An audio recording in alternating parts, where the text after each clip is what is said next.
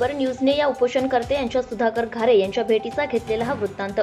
खालापूर तालुक्यातील होराळे येथील केन cosmetic private limited company स्थानिक भूमिपुत्रांच्या रोजगारासाठी शिवस्वराज्य संघर्ष समितीच्या माध्यमातून 3 दिवसांपासून आमरण उपोषण सुरू आहे।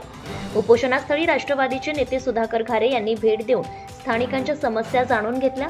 त्यानंतर कंपनी व्यवस्थापकांशी दूरध्वनीवरून संपर्क साधत स्थानिकांशी चर्चा करून लवकरात लवकर न्याय मिळावा असे सुनावत राष्ट्रवादी काँग्रेस पक्ष गावकऱ्यांच्या पाठीशी खंबीरपणे उभे राहिले असे आश्वासन दिले आहे।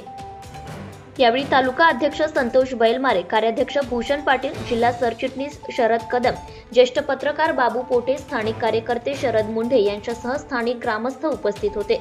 तर ग्रामपंचायतीचे उपसरपंच ललिता जाधव, सदस्य रुपाली मोरे, सदस्य सुरेखा दळवी, रंजना वाघमारे, सदस्य गणेश मोरे, अंकुश मोरे, नागेश पाटील, शिवसेना विभाग प्रमुख ठाकरे गट कल्पेश पाटील उपोषणाला बसले आहेत।